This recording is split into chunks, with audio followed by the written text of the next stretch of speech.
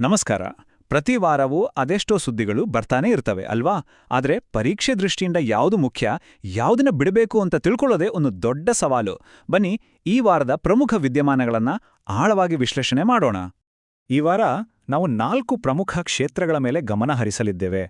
ಮೊದಲನೇದಾಗಿ ದೇಶದ ಆಡಳಿತ ಮತ್ತು ಗ್ರಾಮೀಣಾಭಿವೃದ್ಧಿ, ನಂತರ ಆರ್ಥಿಕ ಸ್ಥಿತಿಗತಿಗಳು, ಮೂರನೇದಾಗಿ ನಮ್ಮ ರಕ್ಷಣಾ ಸಾಮರ್ಥ್ಯ ಮತ್ತು ಕೊನೆಯದಾಗಿ ಕೆಲವು ಪ್ರಮುಖ ಐತಿಹಾಸಿಕ ಮೈಲಿಗಲ್ಲುಗಳು. ಹಾಗಾದ್ರೆ ನಮ್ಮ ಚರ್ಚೆಯನ್ನ ದೇಶದ ಅಡಿಪಾಯದಿಂದಲೇ ಶುರು ಮಾಡೋಣ. ಅಂದ್ರೆ ಆಡಳಿತ ಮತ್ತು ಗ್ರಾಮೀಣಾಭಿವೃದ್ಧಿ. ಈ ಕ್ಷೇತ್ರಗಳಲ್ಲಿ ಈ ವಾರ ಗಮನ ಸೆಳೆದ ಪ್ರಮುಖ ಬೆಳವಣಿಗೆಗಳು ಯಾವುವು ನೋಡೋಣ ಬನ್ನಿ. ನೋಡಿ, ಪ್ರಧಾನಮಂತ್ರಿ ಗ್ರಾಮ ಸಡಕ್ ಯೋಜನೆ ಅಂದ್ರೆ ಇದೇನೋ ಸುಮ್ಮನೆ ರಸ್ತೆ ನಿರ್ಮಿಸೋ ಯೋಜನೆಯಲ್ಲ. ಇದು ಕಾಲಕ್ಕೆ ತಕ್ಕಂತೆ ವಿಕಸನಗೊಂಡಿದೆ. 2000ರಲ್ಲಿ ಕೇವಲ ಹಳ್ಳಿಗಳಿಗೆ ಸಂಪರ್ಕ ಕಲ್ಪಿಸೋದು ಇದರ ಉದ್ದೇಶವಾಗಿತ್ತು. ಆದರೆ ಇವತ್ತು ಕೃಷಿ ಮಾರುಕಟ್ಟೆಗಳನ್ನು ಜೋಡಿಸೋದು, ಹೊಸ ವಸತಿ ಪ್ರದೇಶಗಳಿಗೆ ದಾರಿ ಮಾಡಿಕೊಡೋದು, ಹೀಗೆ ಇದರ ವ್ಯಾಪ್ತಿ ದೊಡ್ಡದಾಗಿದೆ. ಪಾಲಿಸಿಗಳು ಹೇಗೆ ವಿಕಸಿಸ್ತವೆ ಅನ್ನೋದಕ್ಕೆ ಇದೊಂದು ಪರ್ಫೆಕ್ಟ್ ಉದಾಹರಣೆ. ರಸ್ತೆಗಳು ಅಂದ್ರೆ ಕೇವಲ ಕಲ್ಲು, ಮಣ್ಣು, ಟಾರಲ್ಲ ಅಲ್ವಾ? ಅವು ಗ್ರಾಮೀಣ ಆರ್ಥಿಕತೆಯ ಜೀವನಾಡಿಗಳು. PMGSY ಯಶಸ್ಸಿರೋದೇ ಇಲ್ಲಿ. ಒಂದು ಒಳ್ಳೆಯ ರಸ್ತೆ ಹಳ್ಳಿಯನ್ನ ಮಾರುಕಟ್ಟೆಗೆ, ಮಕ್ಕಳನ್ನ ಶಾಲೆಗೆ, ರೋಗಿಗಳನ್ನ ಆಸ್ಪತ್ರೆಗೆ ತಲುಪಿಸುತ್ತೆ. ಇದರಿಂದ ಆದಾಯ ಹೆಚ್ಚಾಗುತ್ತೆ, ಉದ್ಯೋಗ ಸೃಷ್ಟಿಯಾಗುತ್ತೆ. ಒಟ್ನಲ್ಲಿ ಇದೊಂದು ಸಾಮಾಜಿಕ ಆರ್ಥಿಕ ಪರಿವರ್ತನೆಯ ಸಾಧನ. ಸರಿ, ಈಗ ಪ್ರಗತಿ ಬಗ್ಗೆ ಮಾತಾಡೋಣ. ಇದೇನು ಸಿಂಪಲ್ ಆಗಿ ಹೇಳೋದಾದ್ರೆ ಇದೊಂದು ಹೈಟೆಕ್ ಮಾನಿಟರಿಂಗ್ ಸಿಸ್ಟಮ್. ಕೇಂದ್ರ ಸರ್ಕಾರ, ರಾಜ್ಯ ಸರ್ಕಾರಗಳನ್ನ ಒಂದೇ ವೇದಿಕೆಗೆ ತಂದು ವರ್ಷಗಳಿಂದ ನಿಂತೋಗಿದ್ದ ಯೋಜನೆಗಳಿಗೆ ಚುರುಕು ಮುಟ್ಸೋ ಕೆಲಸವನ್ನ ಇದು ಮಾಡುತ್ತೆ. ಕೋಆಪರೇಟಿವ್ ಫೆಡರಲಿಸಂಗೆ ಇದೊಂದು ಅತ್ಯುತ್ತಮ ಉದಾಹರಣೆ. ಈ ಸಂಖ್ಯೆಯನ್ನ ಗಮನಿಸಿ, 94%. ಇದು ಸುಮ್ಮನೆ ಒಂದು ನಂಬರ್ ಅಲ್ಲ. ಇದರರ್ಥ ಈ ವೇದಿಕೆಗೆ ಬಂದ 100ಕ್ಕೆ 94 ಸಮಸ್ಯೆಗಳು ಬಗೆಹರಿದಿವೆ ಅಂತ. ದಶಕಗಳಿಂದ ನೆನೆಗುದಿಗೆ ಬಿದ್ದಿದ್ದ ಎಷ್ಟೋ ಪ್ರಾಜೆಕ್ಟ್ಗಳಿಗೆ ಜೀವ ಬಂದಿದೆ ಅಂದ್ರೆ ಅದರ ಹಿಂದಿನ ಶಕ್ತಿ ಈ ಪ್ರಗತಿ ಪ್ಲಾಟ್ಫಾರ್ಮ್. ಒಳ್ಳೆ ಆಡಳಿತದ ಜೊತೆಗೆ ಸದೃಢ ಆರ್ಥಿಕತೆನೂ ಬೇಕು ಅಲ್ವಾ? ಹಾಗಾದ್ರೆ ನಮ್ಮ ಆರ್ಥಿಕ ವಲಯದ ಆರೋಗ್ಯ ಹೇಗಿದೆ?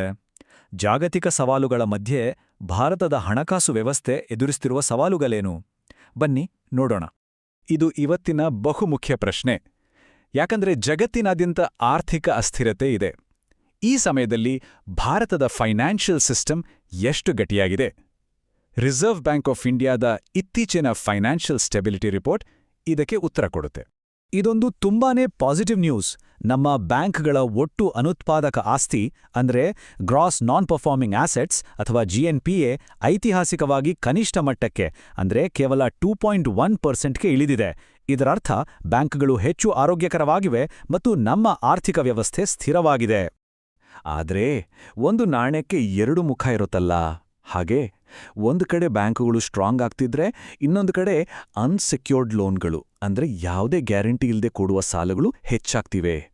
ಅದರಲ್ಲೂ ಫಿನ್ಟೆಕ್ ಕಂಪನಿಗಳಿಂದ ಬರುವ ಸಾಲಗಳು ಹೊಸ ರಿಸ್ಕ್ಗಳನ್ನ ತಂದೊಡ್ತಿವೆ. ಪರೀಕ್ಷೆಯಲ್ಲಿ ಉತ್ತರ ಬರೆಯುವಾಗ ಈ 2 ಅಂಶಗಳನ್ನು ಪರಿಗಣಿಸಬೇಕು. CBAM ಈ ಹೆಸರು ಕೇಳಿ ಕನ್ಫ್ಯೂಸ್ ಆಗ್ಬೇಡಿ. ಸಿಂಪಲ್ ಆಗಿ ಹೇಳೋದಾದ್ರೆ ಯುರೋಪಿಯನ್ ಯೂನಿಯನ್ ಬೇರೆ ದೇಶಗಳಿಂದ ಬರುವ ಕೆಲವು ವಸ್ತುಗಳ ಮೇಲೆ ಒಂದು ರೀತಿಯ ಕಾರ್ಬನ್ ಟ್ಯಾಕ್ಸ್ ಹಾಕುತ್ತೆ. ಯಾಕಂದ್ರೆ ಆ ವಸ್ತುಗಳ ತಯಾರಿಕೆಯಲ್ಲಿ ಹೆಚ್ಚು ಕಾರ್ಬನ್ ಡೈಆಕ್ಸೈಡ್ ಹೊರಸೂಸಿರುತ್ತೆ. ಇದರಿಂದ ತಮ್ಮ ದೇಶದ ಕಂಪನಿಗಳನ್ನ ರಕ್ಷಿಸಿಕೊಳ್ಳೋದು ಅವರ ಉದ್ದೇಶ. ಇದರಿಂದ ಭಾರತಕ್ಕೆ ದೊಡ್ಡ ಸವಾಲು ಎದುರಾಗಿದೆ. ಯಾಕೆಂದ್ರೆ ನಮ್ಮ ಸ್ಟೀಲ್ ಮತ್ತು ಅಲ್ಯೂಮಿನಿಯಂನ ದೊಡ್ಡ ಖರೀದಿದಾರರಲ್ಲಿ ಯುರೋಪಿಯನ್ ಯೂನಿಯನ್ ಕೂಡ ಒಂದು. ಈ ಟ್ಯಾಕ್ಸ್ನಿಂದ ನಮ್ಮ ವಸ್ತುಗಳು ದುಬಾರಿ ಆಗ್ಬಹುದು. ಹಾಗಾಗಿ ಭಾರತ ಈಗ ಹೊಸ ಮಾರುಕಟ್ಟೆಗಳನ್ನ ಹುಡುಕ್ತಿದೆ. ಜೊತೆಗೆ EU ಜೊತೆ ಮಾತುಕತೆ ನಡೆಸಿ ವಿನಾಯಿತಿ ಪಡೆಯೋ ಪ್ರಯತ್ನದಲ್ಲಿದೆ.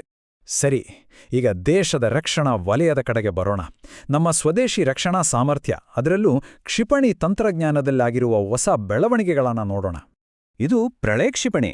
ಇದರ ಯಶಸ್ವಿ ಪರೀಕ್ಷೆ ಮೇಕ್ ಇನ್ ಇಂಡಿಯಾ ಮತ್ತು ರಕ್ಷಣಾ ಕ್ಷೇತ್ರದಲ್ಲಿನ ನಮ್ಮ ಸ್ವಾವಲಂಬನೆಗೆ ಒಂದು ದೊಡ್ಡ ಪುಷ್ಟಿ ನೀಡಿದೆ. ಇದು ಭೂಮಿಯಿಂದ ಭೂಮಿಗೆ ಚಿಮ್ಮುವ ಕಡಿಮೆ ದೂರದ ಯುದ್ಧತಂತ್ರದ ಕ್ಷಿಪಣಿ. ಗಡಿಯಲ್ಲಿ ನಮ್ಮ ಸೇನೆಗೆ ಹೆಚ್ಚಿನ ಬಲವನ್ನಿದು ನೀಡಲಿದೆ. ಈ ಟೇಬಲ್ ನೋಡಿ, ಇದು ನಮ್ಮ ನ್ಯೂಕ್ಲಿಯರ್ ಟ್ರ್ಯಾಡ್ನ ಒಂದು ಪ್ರಮುಖ ಅಂಗವಾದ ಸಮುದ್ರ ಆಧಾರಿತ ಪರಮಾಣು ಸಾಮರ್ಥ್ಯವನ್ನು ತೋರಿಸುತ್ತೆ. K-15ನಿಂದ ಶುರುವಾಗಿ K-4 ಮತ್ತೆ ಭವಿಷ್ಯದ K-5, K-6 ಇವು ನಮ್ಮ ಸೆಕೆಂಡ್ ಸ್ಟ್ರೈಕ್ ಕೇಪಬಿಲಿಟಿ. ಅಂದ್ರೆ ಶತ್ರು ದೇಶ ಮೊದಲು ದಾಳಿ ಮಾಡಿದ್ರೂ ನಾವು ಸಮುದ್ರದೊಳಗಿನ ತಿರುಗೇಟು ನೀಡುವ ಸಾಮರ್ಥ್ಯವನ್ನ ಖಚಿತಪಡಿಸುತ್ತವೆ. ಇದು ದೇಶದ ಭದ್ರತೆಗೆ ಬಹಳ ಮುಖ್ಯ. ಒಂದು ಇಂಟ್ರೆಸ್ಟಿಂಗ್ ವಿಷಯ ಗೊತ್ತಾ? ಈ K ಸರಣಿ ಕ್ಷಿಪಣಿಗಳ ಹೆಸರಲ್ಲಿರೋ K ಅಕ್ಷರ ನಮ್ಮೆಲ್ಲರ ಪ್ರೀತಿಯ ಭಾರತ ರತ್ನ ಡಾಕ್ಟರ್ ಎಪಿಜೆ ಅಬ್ದುಲ್ ಕಲಾಂ ಅವರ ಗೌರವಾರ್ಥವಾಗಿ ಇಡಲಾಗಿದೆ. ನಮ್ಮ ಮಿಸೈಲ್ ಮ್ಯಾನ್ಗೆ ಇದೊಂದು ಅದ್ಭುತ ಗೌರವ. ಇನ್ನು INS ವಾಗ್ಶೀರ್, ಇದು ಪ್ರಾಜೆಕ್ಟ್ 75ರ ಅಡಿಯಲ್ಲಿ ನಿರ್ಮಿಸಲಾದ 6ನೇ ಮತ್ತು ಕೊನೆಯ ಜಲಾಂತರ್ಗಾಮಿ. ಇದರ ಸೇರ್ಪಡೆಯೊಂದಿಗೆ ಭಾರತೀಯ ನೌಕಾಪಡೆಯ ನೀರೊಳಗಿನ ಯುದ್ಧ ಸಾಮರ್ಥ್ಯ ಮತ್ತಷ್ಟು ಹೆಚ್ಚಾಗಿದೆ. ನಮ್ಮ ಚರ್ಚೆಯ ಕೊನೆಯ ಭಾಗಕ್ಕೆ ಬಂದಿದ್ದೇವೆ. ಇಲ್ಲಿ ರಾಷ್ಟ್ರದ ಇತಿಹಾಸ ಮತ್ತು ಸಂಸ್ಕೃತಿಗೆ ಸಂಬಂಧಿಸಿದ ಕೆಲವು ಪ್ರಮುಖ ಮೈಲಿಗಲ್ಲುಗಳನ್ನು ನೋಡೋಣ. ಭಾರತೀಯ ಕಮ್ಯುನಿಸ್ಟ್ ಪಕ್ಷ ಅಂದರೆ CPI ಸ್ಥಾಪನೆಯಾಗಿ 100 ವರ್ಷಗಳಾಗಿದೆ. ಇದರ ಹುಟ್ಟು ಒಂದೇ ಘಟನೆಯಿಂದ ಆಗಿದ್ದಲ್ಲ. ಬದಲಾಗಿ ವಿದೇಶದಲ್ಲಿದ್ದ MN ರಾಯ್ ಅವರಂತಹ ಕ್ರಾಂತಿಕಾರಿಗಳು, ದೇಶದೊಳಗಿದ್ದ ಸಣ್ಣಪುಟ್ಟ ಕಮ್ಯುನಿಸ್ಟ್ ಗುಂಪುಗಳು ಮತ್ತು ಕಾರ್ಮಿಕ ಸಂಘಟನೆಗಳು, ಈ 3 ಎಳೆಗಳು ಸೇರಿ ಪಕ್ಷಕ್ಕೆ ಒಂದು ರೂಪ ಕೊಟ್ಟವು. ಇಲ್ಲಿ ಒಂದು ಗೊಂದಲ ಆಗೋ ಸಾಧ್ಯತೆಯಿದೆ. 1920ರಲ್ಲಿ ತಾಷ್ಕೆಂಟ್ನಲ್ಲಿ ಪಕ್ಷ ಸ್ಥಾಪನೆಯಾಯಿತು, ಆದರೆ ಅದಕ್ಕೆ ಭಾರತದಲ್ಲಿ ಅಷ್ಟು ಬೆಂಬಲ ಇರಲಿಲ್ಲ.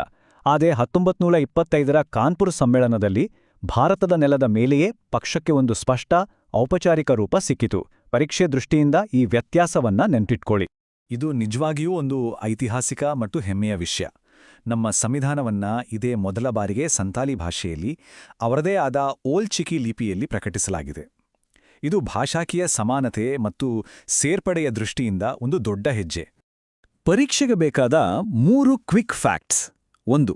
ಸಂಥಾಲಿ ಭಾಷೆಯನ್ನ ಸಂವಿಧಾನದ 8ನೇ ಅನುಸೂಚಿಗೆ 92ನೇ ತಿದ್ದುಪಡಿ ಮೂಲಕ ಸೇರಿಸಲಾಯಿತು. 2. ಈ ಅನುಸೂಚಿಯಲ್ಲಿ ಒಟ್ಟು 22 ಅಧಿಕೃತ ಭಾಷೆಗಳಿವೆ. 3. ಗಮನಿಸಿ, ಇಂಗ್ಲಿಷ್ ಈ 22 ಭಾಷೆಗಳ ಪಟ್ಟಿಯಲ್ಲಿಲ್ಲ. ಹಾಗಾದ್ರೆ ಈ ವಾರದ ಚರ್ಚೆಯನ್ನ ಒಮ್ಮೆ ರೀಕ್ಯಾಪ್ ಮಾಡೋಣ. ಆಡಳಿತದಲ್ಲಿ PMGSYಯ ವಿಕಾಸವನ್ನ ನೋಡಿದ್ವಿ. ಆರ್ಥಿಕತೆಯಲ್ಲಿ ಬ್ಯಾಂಕಿಂಗ್ ಕ್ಷೇತ್ರದ ಶಕ್ತಿ ಮತ್ತು ಎದುರಿಸುತ್ತಿರುವ ಸವಾಲುಗಳನ್ನು ಚರ್ಚಿಸಿದ್ವಿ. ರಕ್ಷಣಾ ಕ್ಷೇತ್ರದಲ್ಲಿ ಕೆ-ಸರಣಿ ಕ್ಷಿಪಣಿಗಳ ಮಹತ್ವವನ್ನು ಅರಿತುಕೊಂಡ್ವಿ. ಮತ್ತು ಕೊನೆಯದಾಗಿ CPIನ ಶತಮಾನ ಹಾಗೂ ಸಾಂಥಾಲಿ ಭಾಷೆಗೆ ಸಿಕ್ಕ ಗೌರವದ ಬಗ್ಗೆ ಮಾತಾಡಿದ್ವಿ. ಕೊನೆಯದಾಗಿ ಒಂದು ಆಲೋಚನೆಗೆ ಹಚ್ಚುವ ಪ್ರಶ್ನೆಯೊಂದಿಗೆ ಈ ಚರ್ಚೆಯನ್ನ ಮುಗಿಸೋಣ. ಒಂದು ಕಡೆ ನಾವು ಸ್ವಾವಲಂಬನೆಯತ್ತ ಸಾಗ್ತಿದ್ದೇವೆ, ಇನ್ನೊಂದು ಕಡೆ ಜಾಗತಿಕ ಸವಾಲುಗಳು ನಮ್ಮ ಮುಂದಿವೆ. ಇವೆರಡರ ನಡುವೆ ಸಮತೋಲನ ಸಾಧಿಸಿ ಎಲ್ಲರನ್ನೂ ಒಳಗೊಂಡ ಅಭಿವೃದ್ಧಿಯನ್ನ ಸಾಧಿಸಲು ನಮ್ಮ ದೇಶೀಯ ನೀತಿಗಳು ಇನ್ನಷ್ಟು ಬದಲಾಗಬೇಕು. ಇದರ ಬಗ್ಗೆ ಯೋಚಿಸಿ. ಮುಂದಿನ ವಾರ ಹೊಸ ವಿಷಯಗಳೊಂದಿಗೆ ಮತ್ತೆ ಭೇಟಿಯಾಗೋಣ. ನಮಸ್ಕಾರ. ಈ ಪರೀಕ್ಷೆಗೆ ಸಿದ್ಧತೆ ಮಾಡಿಕೊಳ್ಳುತ್ತಿರುವವರು Naren academy app Google Play Store ಮೂಲಕ ಆಪ್ ಡೌನ್ಲೋಡ್ ಮಾಡಿಕೊಳ್ಳಿ ಮತ್ತು ನಿಮ್ಮ ಮನೆಯಿಂದಲೇ ಅಧ್ಯಯನ ಮಾಡಿ. ಕೋರ್ಸ್ ಹೆಸರು CSE ಫೌಂಡೇಶನ್ ಕೋರ್ಸ್. ನಮ್ಮ ಅಕಾಡೆಮಿ ಸಾಮಾಜಿಕ ಸಂಘಟನೆಯಾದ ಪ್ರಯುಕ್ತ ಕಡಿಮೆ ವೆಚ್ಚದಲ್ಲಿ ತರಬೇತಿ ಕೊಡಲಾಗುತ್ತದೆ.